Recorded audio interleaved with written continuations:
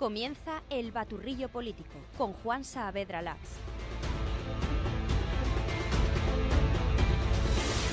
¿Qué tal? Bienvenidos, soy Juan Saavedra. Hoy es lunes 13 de abril. Esto es El Baturrillo Político, la actualidad de Aragón cocinada a fuego lento.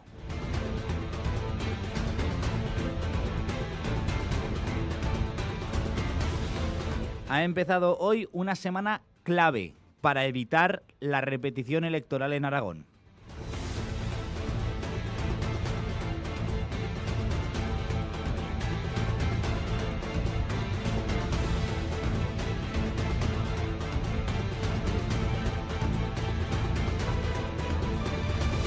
Podría haber arrancado este baturrillo diciendo que comienza una semana clave en las negociaciones PP y Vox, ¿no? Para cerrar más bien un pacto en Aragón. Y es así, un titular correcto, pero he preferido contarlo desde otra perspectiva para dejar patente y constancia de lo que nos estamos jugando, o más bien de lo que se están jugando estos partidos. Es que es una semana clave para evitar la repetición electoral. Quiero que todo el mundo sea consciente, solo hay dos caminos, o pacto o repetición electoral. Por tanto, semana clave, eso sí, un toque dramático que no melodramático, es una semana clave que no definitiva. Con esta, la que empieza hoy, quedan 2 semanas para que puedan seguir puliendo flecos y para que puedan seguir con sus encuentros, pero no mucho más.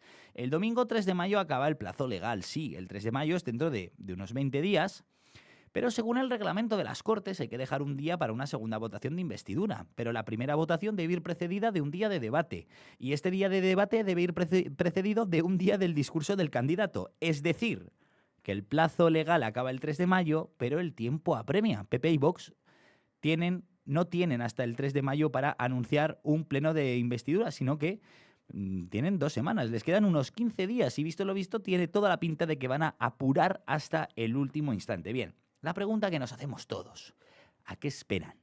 El miércoles de la semana pasada se cumplían 2 meses desde que volvimos de las urnas y curiosamente ese mismo miércoles escenificaban por primera vez que se reunían y que las negociaciones continuaban, es decir, que las negociaciones no estaban rotas. Esa era la buena noticia. Por otro lado, es algo que ya sabíamos, pero el secretismo y el hermetismo había sido tal hasta la fecha que no había ninguna evidencia de esas negociaciones.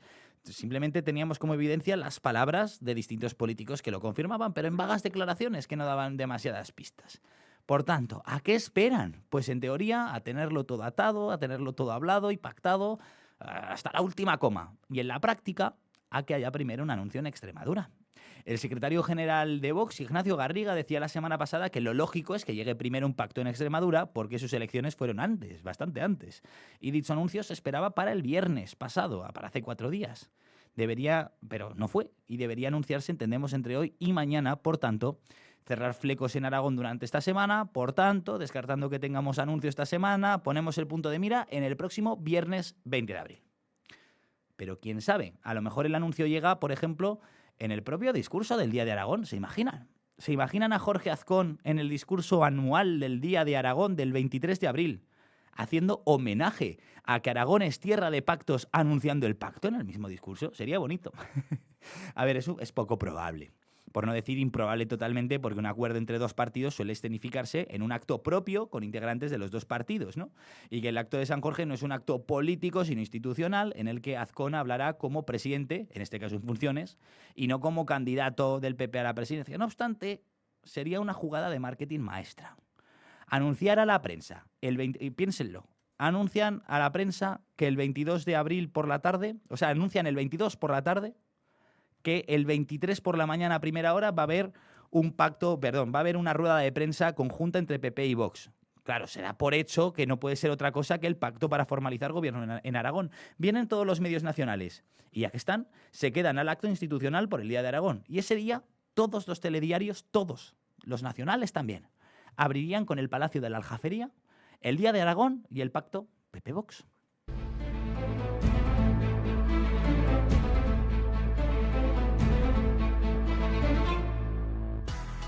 Cuando una ciudad mejora, lo notas en cada paso. En El Coso, en San Miguel, en la Avenida de Valencia, en la de Navarra, en Matadero, en Doctor Iranzo y en muchas más calles. El Ayuntamiento de Zaragoza invierte 26 millones de euros en renovar calles y avenidas, para que moverte sea más fácil, para que caminar sea más seguro. Zaragoza mejora.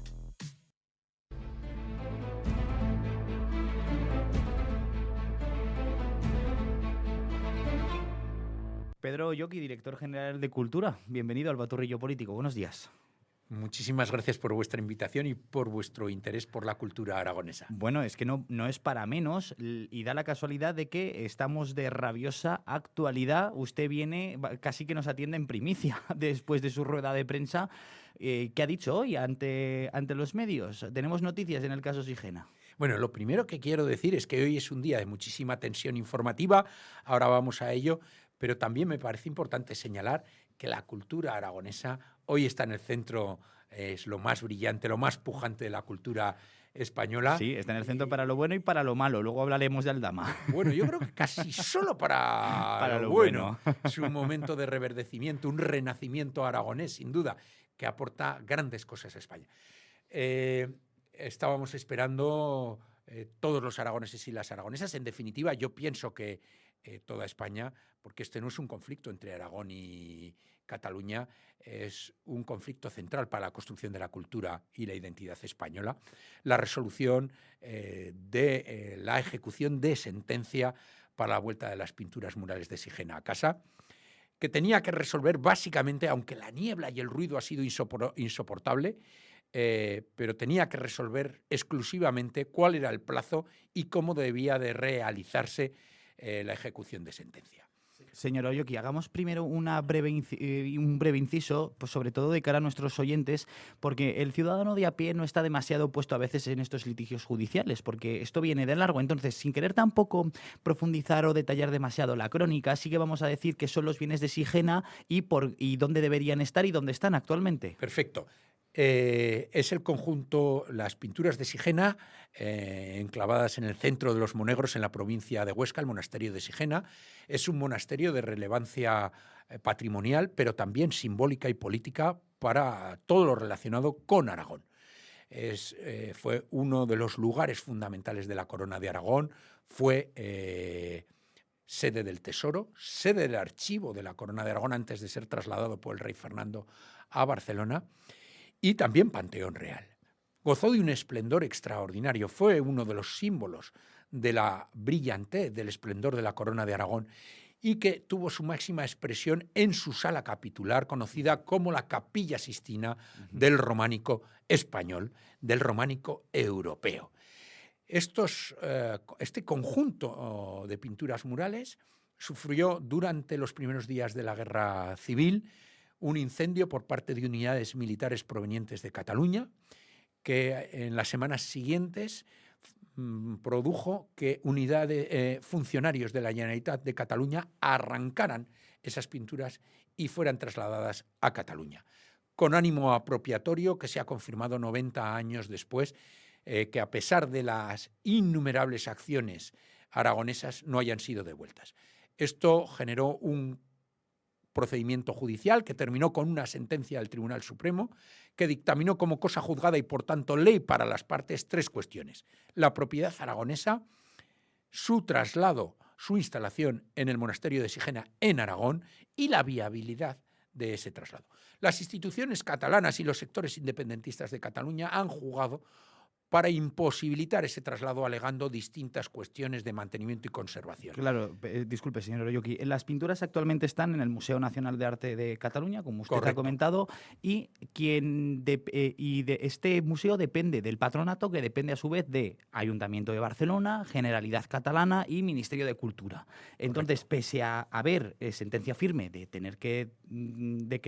que les obligan a devolvérnoslas, no lo hacen y lo han intentado dilatar y retrasar todo lo posible. Así es. Un resumen conciso pero exacto. Por tanto, ahora la noticia que nos llega hoy, la que estamos celebrando, ¿cuál es? Porque el Gobierno de Aragón dio 7 meses desde el año pasado para que tengo la fecha por aquí, la sentencia del 28 de mayo del Tribunal Supremo dicta sentencia que la que tanto esperaba Aragón, y entonces el gobierno de Aragón da 7 meses antes de ejecutar la ejecución forzosa, valga la redundancia, ¿no? ¿Es así? ¿Me estoy perdiendo? No, está perfecto. Con la sentencia en la mano, el gobierno de Aragón planteó un plan de trabajo, un cronograma, en el que en 7 meses debían de devolverse las pinturas. El Museo Nacional de Arte de Cataluña planteó que eso no era posible hacerlo en 7 meses, sino que debería realizarse en 18 meses. Esa discrepancia se presentó en lo que técnicamente es un incidente de ejecución de sentencia, y estábamos esperando su resolución. La cuestión es que en los meses subsiguientes a la presentación de esos planes de trabajo, las instituciones catalanas y los sectores independentistas de la sociedad catalana han desarrollado una fuerte campaña para tratar de construir un relato sobre la imposibilidad técnica de la vuelta de las pinturas a casa. ¿Qué decían? ¿Por qué según ellos no se podían devolver? Bueno, porque eran demasiado antiguas y alegaban una vulnerabilidad que ponía en riesgo grave la sostenibilidad de las pinturas, algo que es totalmente falso, porque la propia sentencia del Tribunal Supremo, a través de las declaraciones de los propios peritos del Museo Nacional de Arte de Cataluña, otros independientes y el propio director, se acreditó la viabilidad del traslado sin riesgo grave para las propias pinturas. Por tanto, estaban falseando la realidad. Bueno, y además es que decían que se ponía en riesgo el mantenimiento o el estado de las pinturas, y luego hemos descubierto que es que por su culpa se han deteriorado, aparecieron unas humedades por unas obras, o cuéntenos. Bueno, había una mitología de un relato oficial por parte de las instituciones catalanas de una extraordinaria labor de conservación de las pinturas, que a través de los estudios técnicos que realizamos para garantizar las mejores condiciones del traslado a Aragón. Por esas razones no dejaban a los técnicos aragoneses entrar a revisarlas. Es que sabíamos que había gato encerrado y no nos lo querían dejar ver. Se descubrió que se habían producido en el Museo Nacional de Arte de Cataluña algunas alteraciones de sus conducciones de agua, y que eso había producido filtraciones que habían afectado gravemente a la trasera e irreversiblemente de algunas pinturas del conjunto mural. Incluso esas filtraciones habían afectado a la capa pictórica también. Por tanto, desmentía ese relato oficial de una conservación extraordinaria, cuidada. Bueno, eso era muy discutible. Pero para nosotros lo fundamental no era eso. Eso aclaraba la urgencia, la necesidad de urgente traslado a Aragón, también por cuestiones de conservación. Pero lo importante es el cumplimiento de la sentencia. Es lo que siempre hemos alegado. Y la viabilidad del cumplimiento de esa sentencia, algo que ponían en tela de juicio las instituciones catalanas.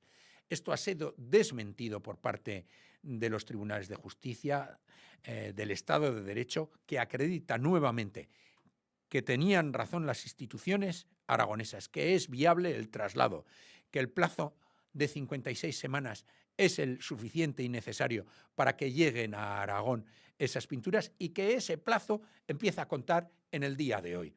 Y que en el caso de que esos trabajos no se realicen por parte de las instituciones catalanas, del Museo Nacional de Arte de Cataluña, se faculta al Gobierno de Aragón para que, a costa de las instituciones catalanas del Museo Nacional de Arte de Cataluña, se realicen por parte del Gobierno de Aragón dichos trabajos. Señor Oroyoki, si no cumplieran, sería muy fuerte la imagen de cuerpos y fuerzas de seguridad del Estado entrando en el museo, teniendo que hacer su trabajo. No quiero pensar en una cosa como esa. Quiero creer, como hacemos siempre los aragoneses, en el cumplimiento del Estado de Derecho. Quiero creer en la responsabilidad de las instituciones catalanas a pesar de su posicionamiento político. Y quiero creer en una España donde las comunidades autónomas se relacionen en igualdad y con respeto a la legalidad. Y en ese sentido, Cataluña y Aragón somos territorios hermanos. Creo que tenemos elementos de nuestra historia en común, que tenemos elementos de nuestro presente compartidos, y que eso seguirá siendo así en el futuro. Pero para que eso pase, debe de ser desde el respeto a los derechos culturales de los aragoneses, empezando por la vuelta de las pinturas murales al monasterio de Sigena, a Aragón.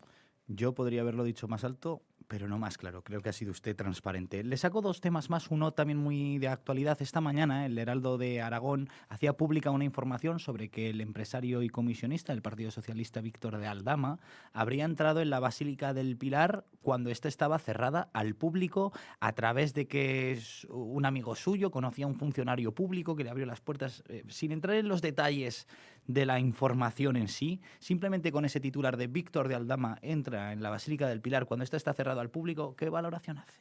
Bueno, no tengo más información que la publicada por Heraldo de Aragón, así que no tengo más detalles que aportar. Pero sí quiero manifestar mi absoluta sorpresa y una cierta indignación que quiero compartir con todos los oyentes, porque el entorno del Partido Socialista y del Gobierno de España tiene una forma de actuar siempre en el manejo de unos intereses que están por encima del derecho de los conjuntos de los ciudadanos. Y esto se expresa un poco de la misma forma. Víctor de Aldama, una persona, como todos ustedes saben, muy relacionada con el Gobierno de España, aunque han acabado mal sus relaciones, ¿no? Pero bueno, entra fuera de horario, no se sabe bien cómo en el Pilar, un cierto abuso, ¿no? ¿Y para qué? ¿Para hacerse una foto, un selfie o algo? Siempre buscando esa forma de expresar, de estar un poco por encima de los ciudadanos, de poder entrar a un espacio religioso público de una forma excepcional, dándose una importancia innecesaria. Bueno, a los aragoneses en general esa forma de actuar no nos gusta. Nosotros somos gente discreta, que cumple las normas, que nos gusta respetar los compromisos y, por tanto, esa exhibición, ese alarde innecesario de una cierta forma de poder, es innecesario y, por supuesto, no es de mi gusto y creo que de ningún aragonés ni de ninguna aragonesa. Por último, señor Oyoki, que ya voy estando fuera de tiempo, pero por favor dedique todo el tiempo que necesite a explicárnoslo. Este jueves se cumple una efeméride, que seguro que no le ha pasado desapercibida. Este jueves es la efeméride del aniversario de la muerte de Goya. En 2028 será el bicentenario.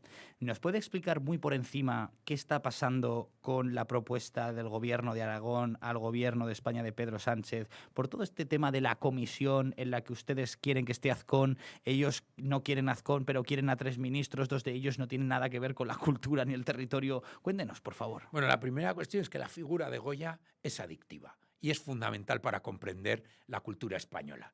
Y eso es así porque Goya es lo que es por ser aragonés. Así que, en definitiva, los elementos que configuran nuestra cultura, la cultura aragonesa totalmente diferenciada y una de las más antiguas de Europa, milenaria, es totalmente embriagadora. Así que entiendo que cuando se habla de Goya, que en definitiva es hablar de Aragón, los ministros se peguen por estar cerca de esa efeméride. Lo entiendo, lo comprendo, pero eso no quiere decir que me parezca lógico, porque el centralismo de Madrid, del Gobierno de España, no puede despreciar ni menospreciar a las instituciones aragonesas, y eso es lo que pasa. Aragón está trabajando con responsabilidad, seriedad y planificación en la celebración del bicentenario de Goya con capitalidad aragonesa. Eso es conocido, pero cuando llega el momento de dar institucionalidad desde el Gobierno de España a esta cuestión, borra nuevamente a lo aragonés. ¿Y esto en qué se refleja? Uno, que dicen que no quieren venir a constituir la comisión a Aragón porque les cae lejos. Y lo entiendo, porque tal y como funcionan los trenes en este momento, pues la verdad, pero eso no parece razonable. Todo empezó en Aragón, por tanto, la celebración del bicentenario de Goya también debe de comenzar en Aragón. 2, vivimos en un estado autonómico y descentralizado. Parte del corazón de la descentralización de este país es la descentralización de las políticas culturales. Así que lo relacionado con Goya es una responsabilidad compartida entre el Gobierno de España y la Comunidad Autónoma de Aragón. ¿Por qué nuevamente el Gobierno de España, Pedro Sánchez, da la espalda a la Comunidad Autónoma de Aragón, que debe de estar representada por su presidente, el de la Comunidad Autónoma? Y que la respuesta sea porque es que los ministros quieren estar en esa comisión nueva. No es razonable. Suena un poco como lo de Aldama, ¿no? Como que queremos tener más derechos que los aragoneses. Una pregunta, señor Oyoki. ¿Cuál es la misión o labor de esa comisión? Bueno, es la comisión encargada de organizar todas las actividades institucionales relacionadas con esa celebración del Bicentenario de Goya, a nivel expositivo, museográfico, inversiones que se realicen. Por tanto, es lógico que haya una participación aragonesa. Le voy a poner un ejemplo para que se entienda mejor esto. Uno de los representantes de la cultura aragonesa, de la cultura española, también es Dalí. Y en el año Dalí no faltó la presencia de las instituciones catalanas, de la Generalitat de Cataluña, con 2 vicepresidencias en esa comisión y su constitución en Cataluña.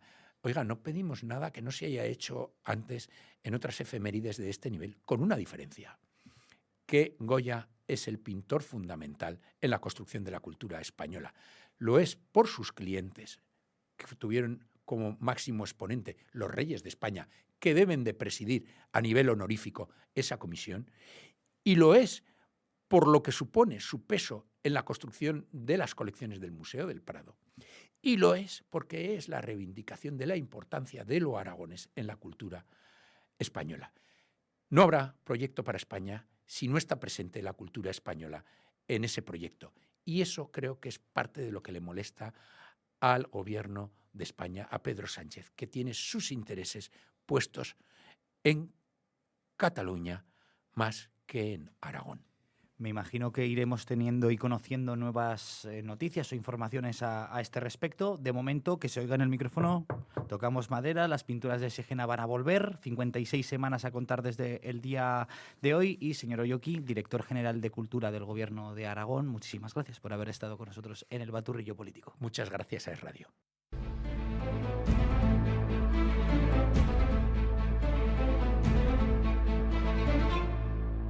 La casa, los niños, tus padres. ¿Necesitas ayuda? En Atudomi encontrarás la empleada de hogar que necesitas. Nos encargamos de todo por ti. Seleccionamos tu empleada de hogar y nos ocupamos de todos los trámites. Altas, bajas, contratos, sustituciones. Atudomi, tu hogar en buenas manos. Ildefonso Manuel Gil 26, Actur. Envía un WhatsApp o llama al 976 22 29 20.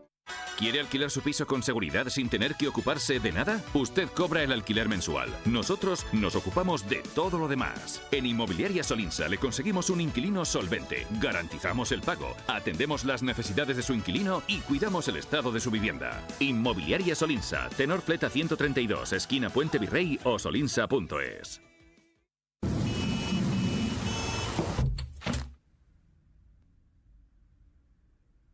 Los sistemas de ventanas Comerlin te aíslan de todo, menos de tu mundo.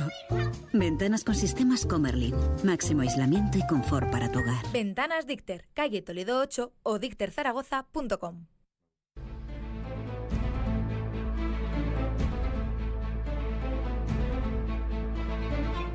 Tatiana Gaudés, consejera de Movilidad y Medio Ambiente en el Ayuntamiento de Zaragoza. ¿Qué tal? Muy buenos días. Hola, muy buenos días. Oye, he ido con la bici de alquiler por Paseo Chegaray y me ha parecido que el carril bici estaba más verde de lo habitual. ¿Qué han estado haciendo?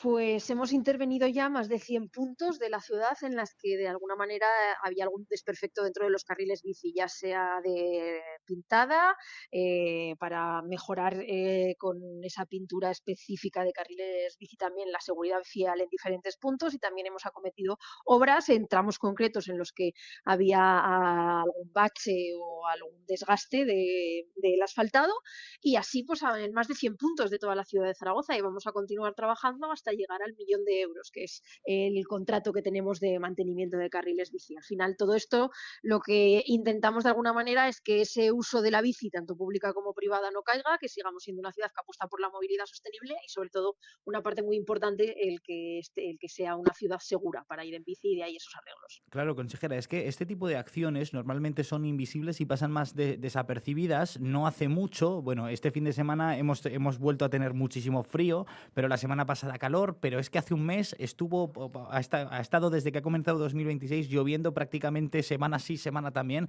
y se generan desperfectos. Exactamente, además este año ha sido un año con fuertes lluvias y precipitaciones, y el agua hace que se dañe el firme y el asfalto. Por eso hemos visto por diferentes zonas de la ciudad que está más dañado que otros años, y ahí están trabajando los diferentes equipos. Por un lado, toda el área de urbanismo, que se encarga de la operación asfalto, haciendo listados de prioridades para poder acometerlo cuanto antes, y luego también nosotros, que nos encargamos de las infraestructuras viarias con los carriles bici. También hemos visto que este año, por las precipitaciones, se han dañado y también estamos trabajando en mejorarlo. En definitiva, todo esto, como ya ha comentado usted, va en beneficio de la seguridad vial. Mañana hay una actividad con mayores, me parece, en el centro de la Almozara en cuanto a seguridad vial. Sí, estamos trabajando dentro de la campaña Convivencia Vial, que la presentamos a finales de este año y comenzamos con una campaña de comunicación y ahora ya vamos a pasar más a la acción, ¿no? A la sensibilización y a todos esos programas con diferentes públicos objetivos. Y comenzamos en la Almozara, en el Centro de Mayores, en esta primera jornada en la que, bueno, pues trabajaremos con los mayores ese tipo de acciones que hacemos día a día que no son del todo cívicas, porque nos saltamos un semáforo de vez en cuando y corremos un poco más para poder llegar en el paso de cebra, o algunas veces cruzamos sin mirar, pues intentar que seamos conscientes de que no se deben de llevar a cabo estas acciones y que cuando las vayamos a cometer nos lo pensemos 2 veces para mejorar esa convivencia en la calle. Sobre todo, si me permiten los oyentes, que se fijen los mayores, que también hay que mirar no solo en la calzada donde vienen los coches, también en los carriles bici, que muchas veces somos los perjudicados. En fin, eso es otro tema. Consejera de Movilidad y Medio Ambiente del Ayuntamiento de Zaragoza, Tatiana Gaudés, gracias. Buenos días.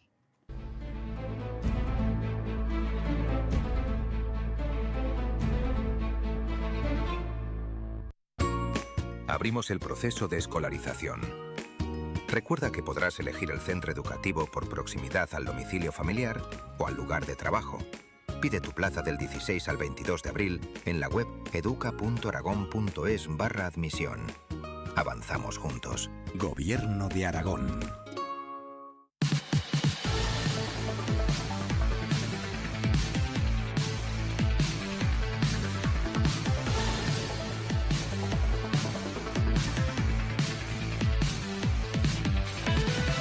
Con el agua al cuello, bofetón a la ilusión de un Real Zaragoza que cada vez ve más oscuro su futuro.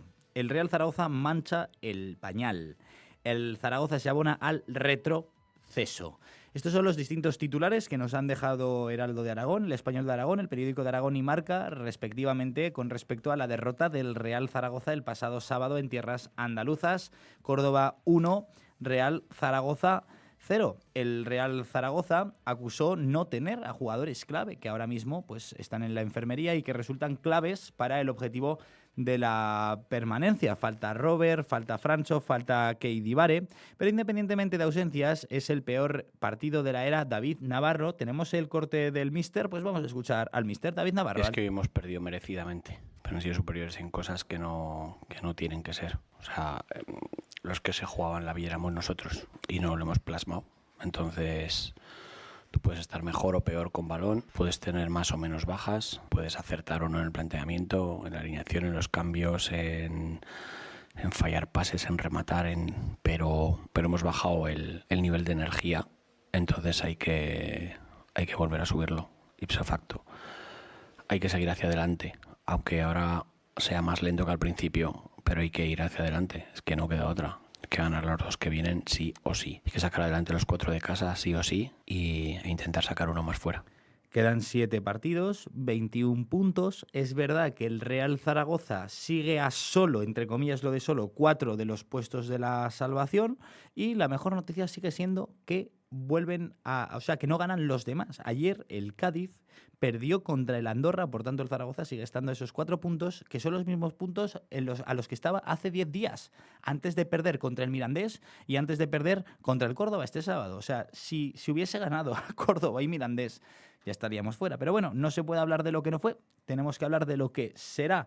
El equipo ostense, por su parte, empata a 1 en casa frente al Deportivo, empate insuficiente, pero suma al fin y al cabo un puntito. La Sociedad Deportiva Huesca sigue también en puestos de descenso. Lo cierto es que se está apretando todo en la parte de abajo y que tanto Real Zaragoza como Huesca son actualmente rivales directos. Es difícil que se salve uno, dificilísimo que se salven los 2, pero optan a la misma plaza de la salvación. Pero bueno, aún quedan 7 partidos, 21 puntos por jugarse, aún puede pasar de todo. Con la libertad. Se ha colado de repente esa sintonía final sin haber dejado entrar la de deportes. No pasa nada, eso es el equipo técnico diciéndome que me estoy enrollando y que hay que ir terminando. Bueno, estamos a lunes 13 de abril, semana clave para las negociaciones Partido Popular y Vox. Hoy hemos tenido una buena noticia, las pinturas de Sigena volverán dentro de poco más de un año. No sé si eso es una buena noticia del todo. Estaremos muy atentos, síganos. El Baturrillo Político a la 1:30 de lunes a viernes. Adiós. Ser bohemio, poeta y ser golfo me va. Soy cantor de silencios que no viven paz, que presume de ser español, ¿dónde va?